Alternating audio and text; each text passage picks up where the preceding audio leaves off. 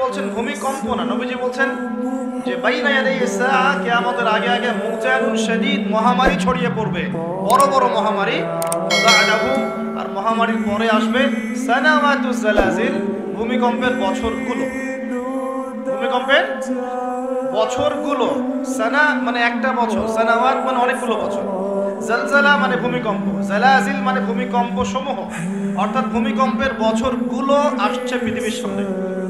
এই কয়েকটা প্রশ্ন মনের মধ্যে খুব দানা বাঁধছে যে কেন, যে পাপগুলোর কারণে এই জালজালা আসবে, নবীজি বললেন। এই যে পাপগুলো আপনাকে বললাম একটু আগে, যে পাপগুলোর কারণে জালজালা ভূমিকম্পগুলো আসে, এই পাপ তো আমরাই সবচেয়ে বেশি করছি। আশা তো কথা আমার এখানে থাকে, বুঝতে পারছেন না মনে হয়? মাদক দ্রব্যের প্রচলন বাংলার মাটিতে বেশি না কম? কত বেশি? প্রচন্ড রকম বেশি, বেশি না? নগ্নতা, বেহায়াপনা বেশি না কম? গান বাজনা, বাদ্যযন্ত্র বেশি না কম? সংস্কৃতির দোহাই দিয়ে আমরা সবাইকে এগুলো শোনাচ্ছি কিনা? করাপশন, দুর্নীতিতে আমরা কত নাম্বার? আজকে আসছি 12, আগে ছিল 13, আজকে হয়েছে 12। মাশাআল্লাহ, উন্নতি হয়েছে আমাদের। আচ্ছা, তারপরে এই যে আমানতের খেয়ানতে আমরা পটু না কম না বেশি? একটা হাতি উপর থেকে আস্তে আস্তে এখানে মাছি হয়ে যায় কিনা?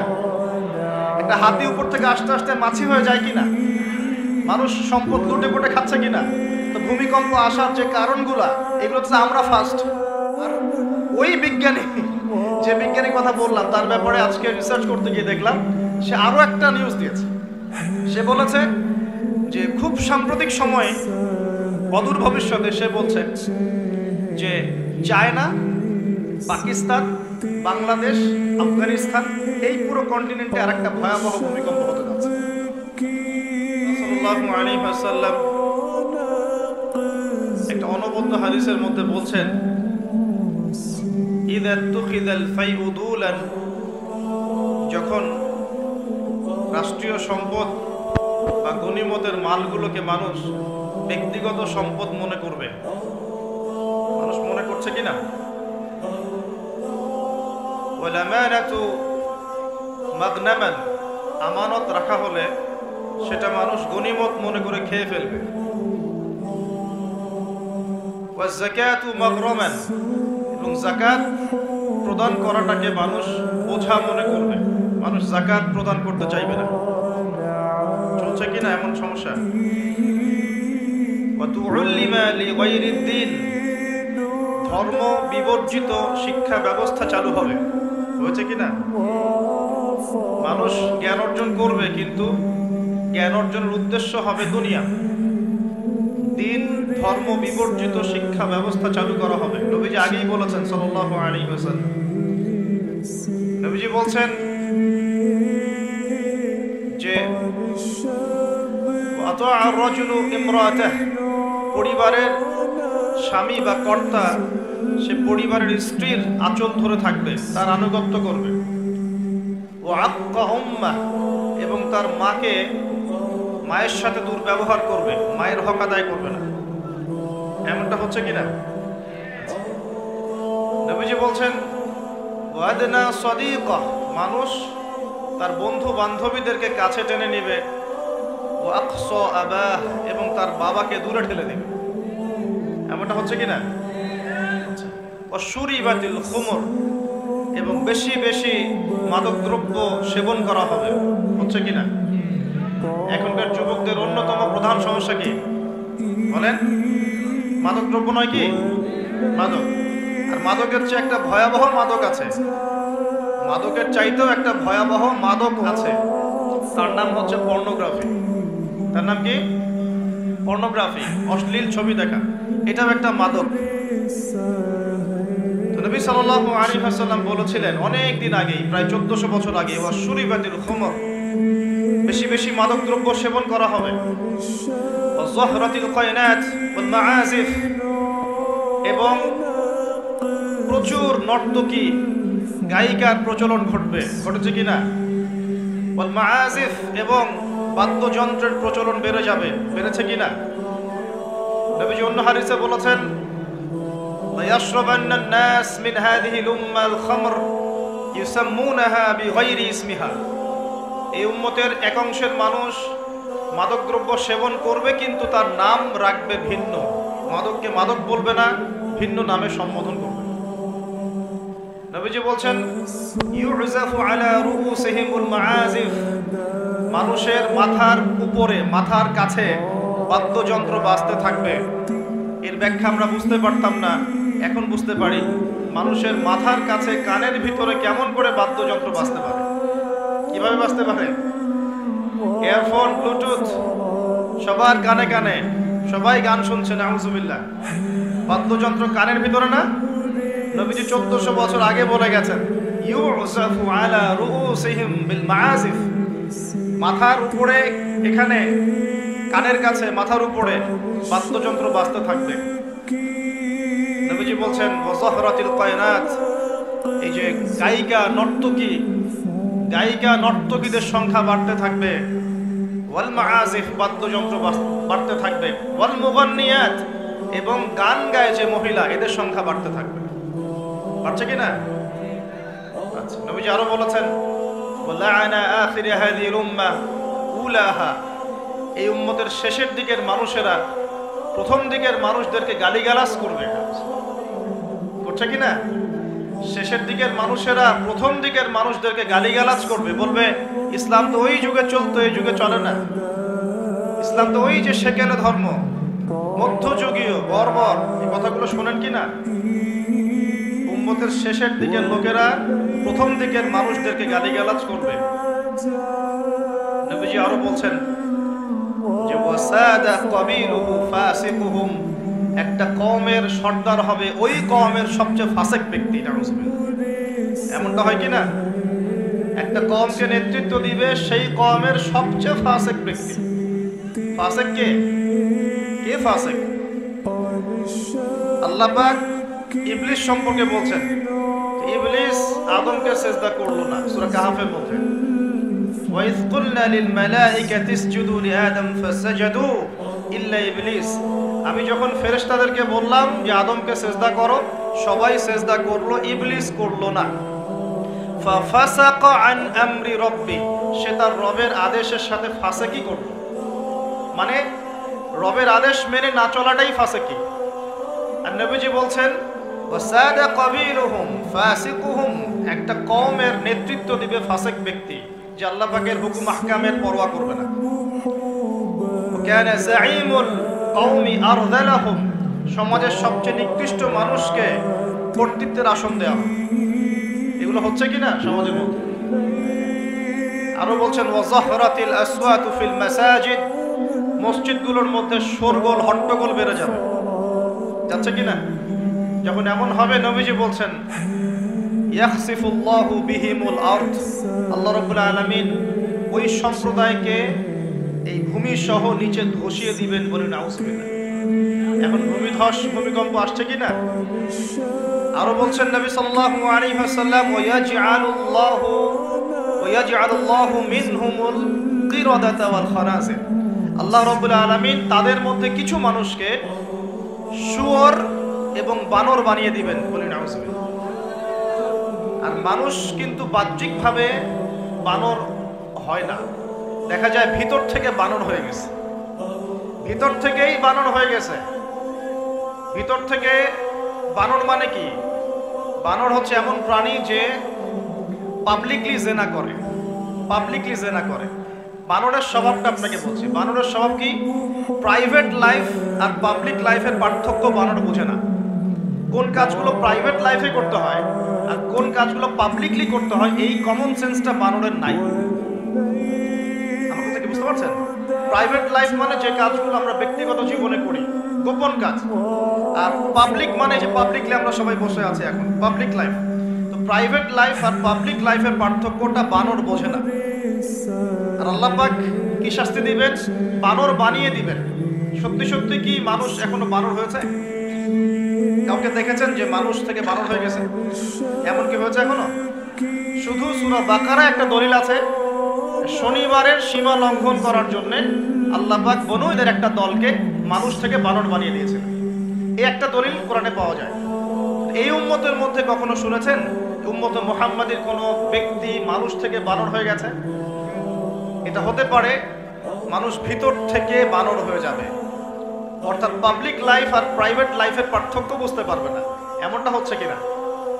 মানুষ এখন পাবলিক লাইফ আর প্রাইভেট লাইফটা একাকার করে ফেলছে না? বিয়ে করেছে, স্ত্রীকে দেখবে সে, ভালোবাসবে সে, স্ত্রী সাজবে তার জন্যে, এগুলো সব প্রাইভেট ব্যাপার।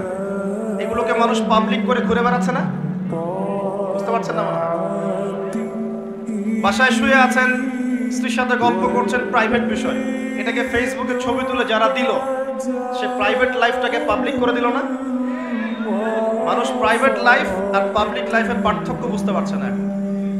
নবীজি আরো বলছেন, ওয়াজআলুল্লাহু মিনহুমুল কিরাদাতা ওয়াল খানাসির, এবং আল্লাহ পাক তাদের মধ্যে কিছু শুয়োরও বানিয়ে দিবেন। কি বানিয়ে দিবেন? শুয়োর কেমন? ওর সামনে ভালো কিছু দিবেন, ভালো কিছু, ফ্রেশ খাবার দেন, ভালো কিছু দেন, টাটকা খাবে না। বাসি, পচা, নোংরা, আবর্জনা তার সামনে দিবেন, খুব মজা করে করে খাবে। এখান থেকে কি বুঝলাম? এক শ্রেণীর মানুষ বের হবে এই উম্মতে, যারা হালাল জিনিস ওদের কাছে ভালো লাগবে না, হারাম ভালো লাগবে। বুঝতে পারছেন না? হালাল খাবার দেন, ভাল লাগে না। হারাম মাদক খেতে হয়, গাঁজা খেতে হয়, ইয়াবা খেতে হয়, ফেন্সিডিল খেতে হয়, না হলে ঘুমিয়ে আসে না। গরুকে চড়াবেন তামাকের মাঠ, তামাক যেখানে চাষ হয়। আমরা ওই যে বান্দরবন ওই এলাকার দিকে প্রোগ্রাম করতে গিয়ে দেখেছিলাম, মানে বিঘার পর বিঘা জমিতে খালি তামাক চাষ হচ্ছে, তামাক। ওই জমিগুলোর মধ্যে গরু ছাগল চড়ে না, কারণ গরু ছাগলও জানে যে এগুলো খাওয়ার জিনিস না। বুঝতে পারছেন কথা? কিন্তু মানুষ গোগ্রাসে খাচ্ছে, দলছে, খাচ্ছে, টানছে। শুয়োর কেমন প্রাণী? যার সামনে ভালো কিছু দিলে সে খাবে না, খারাপটা দিলে আপনি খাবেন। হালাল ভালো লাগছে না, হারাম ভালো লাগছে। আল্লাহ পর্দাকে হালাল করেছেন, পর্দা ভালো লাগে না, বেপর্দামি ভালো লাগে। আল্লাহ পাক, আল্লাহ রাব্বুল আলামিন ইসলাম নাজিল করেছেন, কোরআন সুন্নাহ ভালো লাগে না, মানব রচিত ধর্ম ভালো লাগে, মানব রচিত বিধান ভালো লাগে। আল্লাহ রাব্বুল আলামিন হালাল খাবার দিয়েছেন, ভালো লাগছে না, খাবারটাকে ম্যানুফ্যাকচার করে ভেজাল দিয়ে খাওয়াতে হবে। আল্লাহ পাক দিয়েছেন পবিত্র সম্পর্ক, পবিত্র সম্পর্ক ভালো লাগে না, অপবিত্র জেনা ভালো লাগে। আল্লাহ পাক দিয়েছেন পবিত্র বৈবাহিক সম্পর্ক, ভালো লাগে না, পরকীয়া ভালো লাগে। এটাই হতে পারে সেই ব্যাখ্যা। আল্লাহ পাক বলছেন, তার নবীর মাধ্যমে জানাচ্ছেন, আল্লাহ পাক এই উম্মতের কিছু মানুষকে বানর বানিয়ে দিবেন, আবার শুয়োর বানিয়ে দিবেন। ভিতর থেকে বানর আর শুয়োর হয়ে যাচ্ছে মানুষ। আর এখন এগুলোই শেখানো হয় যে আমাদের পূর্বপুরুষকে নাকি মানব থেকে তৈরি করা হয়েছে। এই আকীদায় যে বিশ্বাস করে সে স্পষ্ট কাফের। যে এরকম কোন আকীদায় বিশ্বাস করবে সে স্পষ্ট কাফের, এবং তাকে কেউ কাফের মনে না করলেও সে কাফের। এখানে বড় বড় অনেক ওলামা কেরাম আছেন, আমি আসলে তাদের সামনে কথা বলতে লজ্জা বোধ করছি। আপনারা তাদের কাছ থেকে ফতোয়া জিজ্ঞাসা করেন। কেউ যদি বিশ্বাস করে যে আল্লাহ পাক মানুষকে নিজ হাতে আদম আলাইহিস সালামকে সৃষ্টি করেন নাই, বরং মানুষ বানর থেকে আস্তে আস্তে আস্তে আস্তে মানুষ হয়েছে, এই কথা যদি কেউ বিশ্বাস করে, তাহলে সে ঈমান থাকবে না কুফরি হবে? ঈমান থাকবে? কশ্চিৎ কালেও না। একজনকে চার্জ করা হচ্ছে, অবশ্যই এখানে একটা বিষয় আছে, এটা হয়তো সবাই ধরতে পারছে না। এখানে কিন্তু ইস্যু কয়েকটা আছে। একটা হচ্ছে বিবর্তনবাদ, একটা হচ্ছে ইতিহাস বিকৃতি, একটা হচ্ছে ইসলামিক যে মুভমেন্ট সেটাকে সবার সামনে নেগেটিভলি উপস্থাপন করা। এরকম কিছু ইস্যু কিন্তু উঠেছে। আমরা কিন্তু ব্যস্ত হয়ে আছি এই বানর আর মানুষ নিয়ে, তাই না? এখানে বানর আর মানুষটা মূল জিনিস না।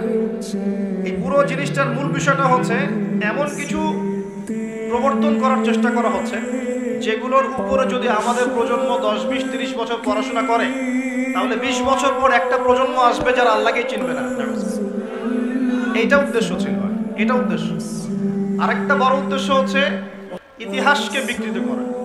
খেয়াল করে দেখবেন, ফরায়েজি আন্দোলন, হাজী মোহাম্মদ শরীয়তুল্লাহ, তিতুমির, এই যে ইংরেজ বিরোধী বিপ্লবে যারা সর্বোচ্চ নেতৃত্ব দিয়েছিলেন, আলহামদুলিল্লাহ, তাদের নামগুলো আস্তে আস্তে আস্তে আস্তে কিন্তু মুছে ফেলার চেষ্টা করা হচ্ছে।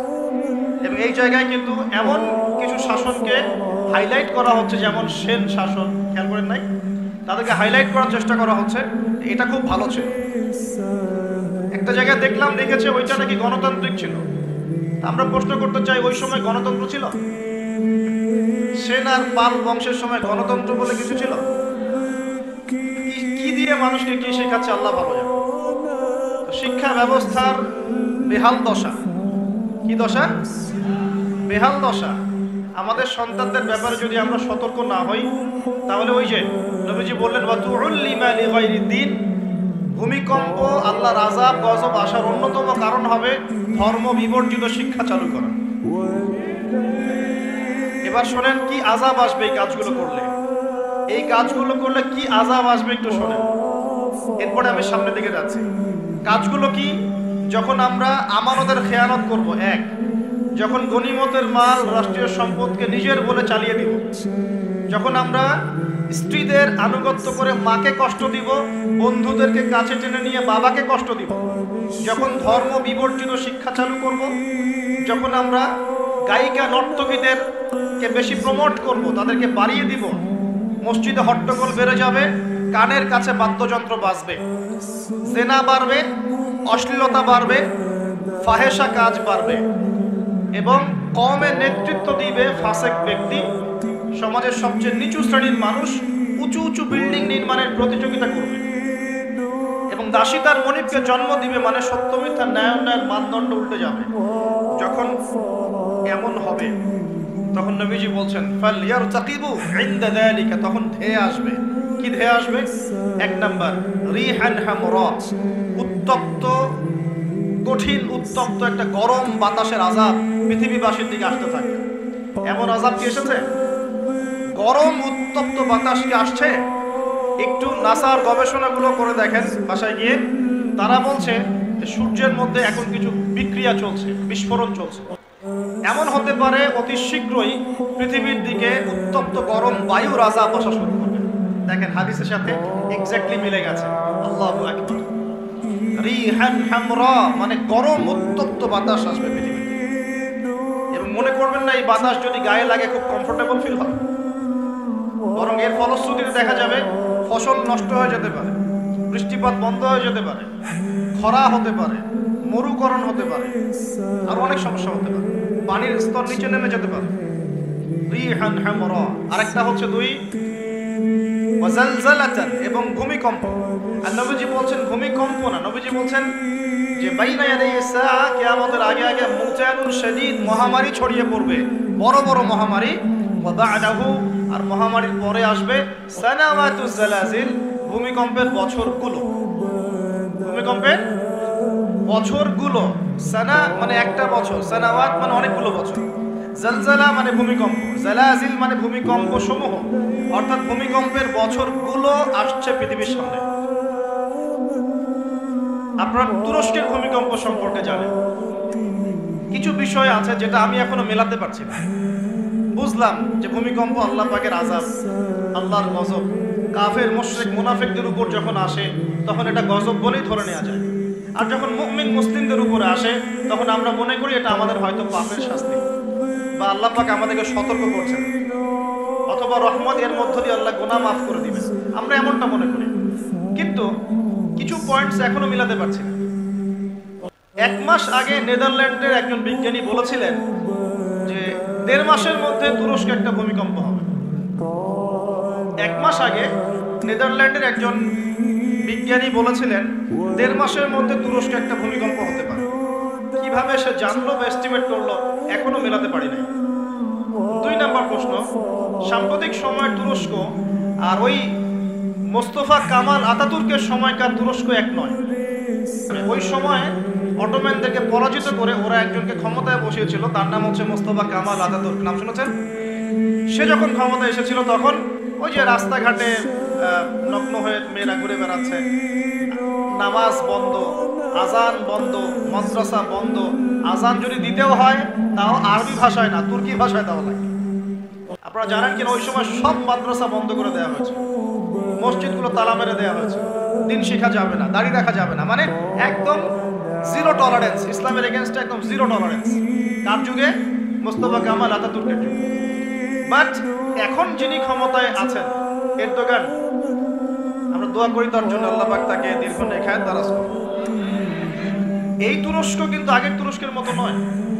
বিগত 15 থেকে 20 বছরে সে কিন্তু মাশাআল্লাহ ইসলামের কল্যাণে কাজ করার চেষ্টা করছে। আমরা জানি সে ন্যাটোর মধ্যে আছে, আমরা জানি রাশিয়ার সাথে তার একটা বন্ড আছে, আমরা জানি যে সিরিয়া ওয়ারের মধ্যে সে কিছু ভূমিকা রেখেছে। অনেক নেগেটিভ বিষয় আছে, এটা আপনি বলতে পারেন, ঠিক আছে, আমি মানি, বিকজ আমি ওয়ার্ল্ড অ্যাফেয়ার্সের একজন ছাত্র। কিন্তু এটাও আপনাকে দেখতে হবে যে কোন জায়গা থেকে তিনি তুরস্ককে টেনে নিয়ে কোন জায়গায় আসার চেষ্টা করেছেন। তিনি নামাজ চালু করেছেন, মসজিদ উন্মুক্ত করেছেন, মাদ্রাসা শিক্ষা ব্যবস্থার উন্নয়ন করেছেন, ইসলামিক কালচার চালু করেছেন, এই যে সংস্কৃতি ছড়িয়ে ইসলামিক সংস্কৃতি ছড়িয়ে দেওয়ার চেষ্টা করছেন, অটোম্যানদের হারানো সেই গৌরব আবার ফিরে আনার চেষ্টা করছেন। এবং এই চেষ্টা ক্রমাগত অব্যাহত আছে কিন্তু, এবং জাতি তাকে কিন্তু খুব ভালোবাসে, জাতি তাকে খুব ভালোবাসে। এখন সাম্প্রতিক সময় যে ইস্যুটা হয়েছিল কোরআন পুড়িয়ে দেয়, মনে আছে? কোন দেশ পুড়িয়ে দিয়েছিল? সুইডেন, মনে আছে? এই ইস্যুটা নিয়ে কিন্তু সবচেয়ে বেশি প্রতিবাদ করেছে যে রাষ্ট্রটা, তার নাম তুরস্ক। কথা বুঝতে পারছেন? শুধু তাই নয়, ওই ন্যাটোতে যোগদানকে কেন্দ্র করে ন্যাটোর সাথে তার একটা কনফ্লিক্ট চলছে। সুইডেন, ডেনমার্ক, ফিনল্যান্ড এরা যে ন্যাটোর কাছাকাছি আসতে চাচ্ছে, তুরস্ক ডিফেক্ট করছে, না আসা যাবে না। এবার আপনাকে কয়েকটা পয়েন্ট বলি। নেদারল্যান্ডের সেই বিজ্ঞানী কেমন করে বললো যে দেড় মাসের মধ্যে এটা হতে পারে, এক পয়েন্ট। দুই নাম্বার হচ্ছে এই কয়েকটা ইস্যুর পরে কোরআন পুড়িয়ে দেয় ইস্যু, তুরস্কের প্রতিবাদ, ন্যাটোর কনফ্লিক্ট ইত্যাদি, এই ইস্যুগুলোর মধ্য দিয়ে যখন উত্তপ্ত বাক বিনিময় হচ্ছে, তখন ব্রিটেন, জার্মানি আর ইউএসএ তারা বলে দিয়েছিল 7-10 দিন আগেই বলে দিয়েছিল যে আগামী 10 দিনের মধ্যে তুরস্কে একটা ভয়াবহ হামলা হতে পারে। কি হতে পারে? হামলা। তারা বলছে সন্ত্রাসী হামলা হতে পারে। রাষ্ট্রমন্ত্রী ব্রিফ করছিলেন, দেখলাম তিনি বলছেন যে তারা বলছে আমাদের এখানে কিছু একটা হবে, কিন্তু কি হবে, কিভাবে হবে তারা বলছে না। এই পয়েন্টটা এখনো মিলাতে পারছি না। আর তৃতীয় পয়েন্টটা আরো মারাত্মক। এই ভূমিকম্পের ঠিক 2 দিন আগে, 3 দিন আগে ওই 3টা কান্ট্রি তুরস্ক থেকে তাদের কনসুলেট, যে পররাষ্ট্র অধিদপ্তরগুলো থাকে, এগুলো গুটিয়ে চলে গেছে দেশে। তারা কেন 2 দিন আগে, 3 দিন আগে সব গুটিয়ে চলে গেল? তবে কি তারা কিছু জানতো? তবে কি এখানে কোনো কিন্তু আছে?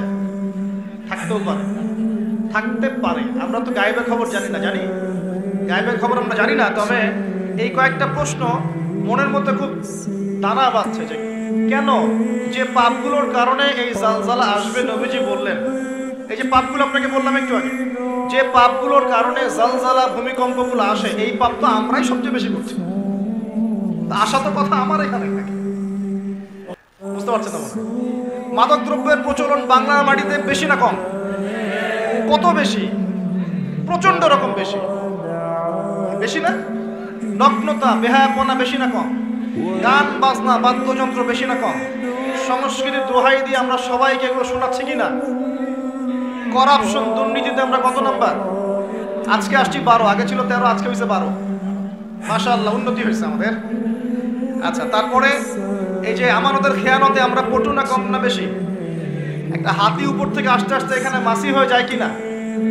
একটা হাতি উপর থেকে আস্তে আস্তে মাছি হয়ে যায় কিনা? মানুষ সম্পদ লুটে পুটে খাচ্ছে কিনা? তো ভূমিকম্প আসার যে কারণগুলা, এগুলো তো আমরা ফার্স্ট। তাহলে ওখানে এত বড় আযাব কেন? এটা প্রশ্ন না? আল্লাহ পাক উত্তর ভালো জানেন। তবে হতে পারে এটা পুরো মুসলিমদের জন্য একটা শিক্ষা। যদি তোমরা সতর্ক না হও, তাহলে তোমাদের কাছেও কিন্তু এই আযাব আসবে। আর ওই বিজ্ঞানী, যে বিজ্ঞানীর কথা বললাম, তার ব্যাপারে আজকে রিসার্চ করতে গিয়ে দেখলাম সে আরো একটা নিউজ দিয়েছে। সে বলেছে যে খুব সাম্প্রতিক সময়ে, অদূর ভবিষ্যতে, সে বলছে যে চায়না, পাকিস্তান, বাংলাদেশ, আফগানিস্তান, এই পুরো কন্টিনেন্টে আরেকটা ভয়াবহ ভূমিকম্প হতে যাচ্ছে। দুটো প্রশ্ন করবো, সে কেমন করে এস্টিমেট করতে পারে, আর তার কথা ফলতেছে কিভাবে? তবে সায়েন্স বলছে, এবং কোরআন হাদিস থেকে আমরা এটাও দেখছি যে হ্যাঁ, ভূমিকম্প যে পাপের কারণে আসে, এই পাপগুলো আমরা কিন্তু করছি, কম বেশি সবাই করছি। আর 2 নাম্বার হচ্ছে যে টেকটনিক প্লেটের কথাগুলো বলা হয়, বা এই যে ফ্রন্ট লাইনগুলোর কথা বলা হয়, এগুলো কিন্তু আমাদের দেশ পাকিস্তান, আফগানিস্তান, চায়নার দিকে আছে, মায়ানমারের দিকে আছে। আর এটা হাদিস থেকে আমি জানি কিয়ামতের আগে আগে 3টা বড় বড় ভূমিকম্প হবে। কয়টা ভাই? 3টা। এই কিয়ামতের 10টা বড় আলামতের মধ্যে এই 3টা হচ্ছে অন্যতম। নবীজি বলেছেন, একটা হচ্ছে পৃথিবীর পূর্ব দিকে যেখানে আমরা বসবাস করি, Bangladesh, Pakistan, Sri Lanka, India, Myanmar, Indonesia, Malaysia, পূর্ব দিক, এদিকে একটা ভূমিধস হবে। একটা হলো পৃথিবীর পশ্চিমে। আর 3 নাম্বার হচ্ছে পৃথিবীর মাঝখানে জাজিরাতুল আরবিয়া, আরাবিক পেনিনসুলার মধ্যে একটা ভূমিকম্প হতে পারে। এই 3টা হবেই, রাসূল সাল্লাল্লাহু আলাইহি ওয়াসাল্লাম বলেছেন। আর তিনি আরো বলে গেলেন, ওয়া বা'দাহু সানাওয়াতু সালাসিল, মহামারীর পরে আসবে ভূমিকম্পের বছরগুলো। এই পুরো বিষয়গুলো একত্রিত করলে আমাদের সচেতন হওয়ার দরকার আছে কি নাই? এখন কি আমরা সবাই 20-30 তলা বিল্ডিং বানানো শুরু করব? সচেতন মানে কি? আমরা কি আশ্রয় কেন্দ্র বেশি বেশি বানানো শুরু করব?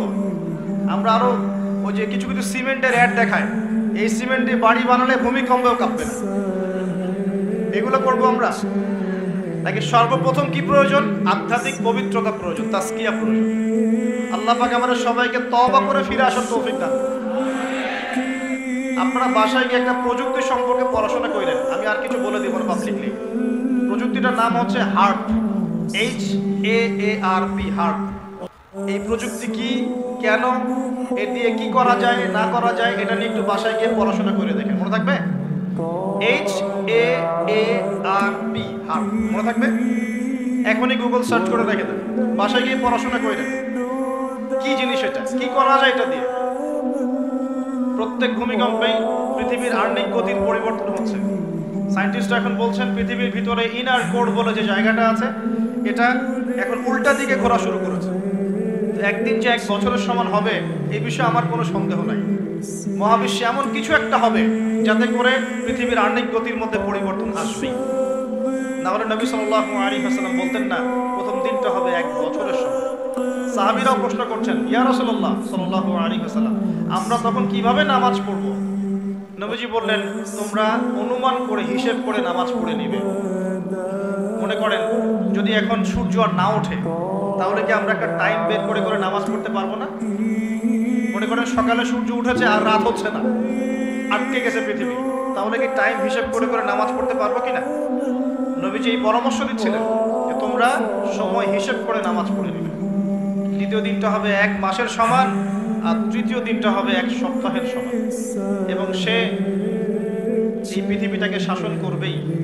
এবং নবীজি একটা হাদিসে বলছেন, পৃথিবীর মক্কা মদিনা বাদ দিয়ে এমন কোনো জায়গা নাই যেখানে সে বিচরণ করবে না।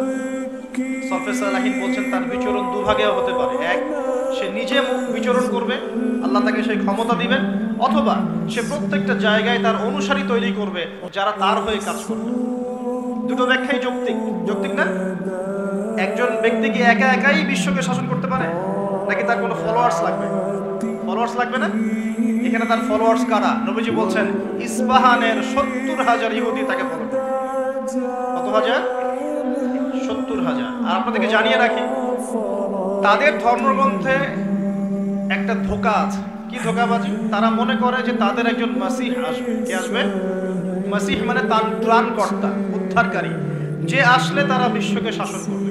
কারা এমনটা মনে করে? ইহুদিরা মনে করে। তারা মনে করে তাদের একজন মাসিহ আসবে, তারা যখন আসবে তখন তারা বিশ্বটাকে শাসন করা শুরু করবে। আস্তে আস্তে কি তারা বিশ্ব শাসন করছে কিনা বলেন? ধীরে ধীরে কি তারা বিশ্বের শাসন ক্ষমতার দিকে এসেছে কি আসে নাই? আসছে। যদি আপনি পড়াশোনা করেন তাহলে দেখবেন বিশ্বের বড় বড় ডিপার্টমেন্টগুলো, for example geopolitics, political system, economics, finance, media, প্রযুক্তি, এই যে বড় বড় ডিপার্টমেন্টগুলো আছে, এগুলো কিন্তু মোটামুটিভাবে তারা শাসন করা শুরু করেছে। শুধু প্রকাশ্যে এসে ঘোষণা দেওয়া বাকি আছে। ভাইরা, ঈমান সবচেয়ে বড় শক্তি। ঈমানই সবকিছু, আমলই সবকিছু, ইসলামই সবকিছু। আমরা যেগুলোর পিছনে ছুটছি, মেয়ে, গার্লফ্রেন্ড, পর্নোগ্রাফি, ফ্রি মিক্সিং, হ্যাঁ, হয়তো কিছু সময় নষ্ট করা, মারামারির মধ্যে লিপ্ত হওয়া, কিশোর গ্যাং, ড্রাগ অ্যাডিকশন, এগুলো সব ধোঁকাবাজি। এগুলো আপনাকে শান্তি দিবে না, আপনাকে শান্তি দিবে দুটো জিনিস, এক হচ্ছে 5 ওয়াক্ত সালাত, আর 2 নাম্বার হচ্ছে আল্লাহ রাব্বুল আলামিনের কোরআনুল কারীম। ইনশাআল্লাহ নিয়াত করতে পারি তো ইনশাআল্লাহ 5 ওয়াক্ত নামাজ পড়বো জামাতে, আর রমজান মাসে কোরআন খতম দিব ইনশাআল্লাহ। যারা কোরআন পড়তে জানি না, রমজান আসার আগেই কোরআন তেলাওয়াত করা শিখবো ইনশাআল্লাহ। যারা জানি, পুরো রমাজানে আলিফ লাম মিম থেকে শুরু করে একদম মিনাল জিন্নাতি ওয়ান নাস পর্যন্ত আমরা অর্থ সহ পড়বো ইনশাআল্লাহ। পারা যাবে ইনশাআল্লাহ। ইন্নামাল আমালু বিন্নিয়াত, কাজের ফলাফল কিসের উপর? নিয়াতের উপর। নিয়াত করেন ইনশাআল্লাহ তাআলা, আল্লাহ রাব্বুল আলামিন আপনাকে তৌফিক দিবেন ইনশাআল্লাহ। রমজানে এত বেশি বাইরে বের হবেন না, মানুষের সাথে বেশি আড্ডাবাজি করবেন না, হয়তো গল্পে লিপ্ত হবেন না, টিভি সিরিয়াল ফেসবুক ইউটিউব নিয়ে পড়ে থাকবেন না। রমজান মাসে বেশি বেশি ফরজের পাশাপাশি নফল আমল করবেন, কোরআন তেলাওয়াত করবেন, জিকির আজগার করবেন, তাসবিহ তাহলিল করবেন, আলেম ওলামাদের সাথে এসে বসবেন, দার্সে এসে বসবেন, তালিম করবেন, মানুষকে ইফতার করাবেন, ইফতার বিতরণ প্রজেক্ট করবেন, মানবতার সেবায় কাজ করবেন, সৎ কাজে আদেশ করবেন, অসৎ কাজে নিষেধ করবেন। রমজানটাকে একটা আমলের মৌসুম বানিয়ে নেবেন ইনশাআল্লাহ। পারবো তো ইনশাআল্লাহ? নবীজি বলেছেন সেই ব্যক্তির জন্য ধ্বংস যে রমজান মাসকে পেয়েছে কিন্তু রমজানকে পেয়েও তার গুনাহ মাফ করাতে পারে নাই। আল্লাহ আমাদেরকে হেফাজত করুন বলি আমিন। আল্লাহ পাক যাদেরকে দিয়ে কাজ নিবেন, আল্লাহ পাক তাদেরকে তৈরি করবেন, নতুন প্রজন্ম আল্লাহ পাক নিয়ে আসবেন। কোরআনকে কেউ মিটিয়ে ফেলতে পারবে না, সুন্নতকে কেউ মিটিয়ে ফেলতে পারবে না।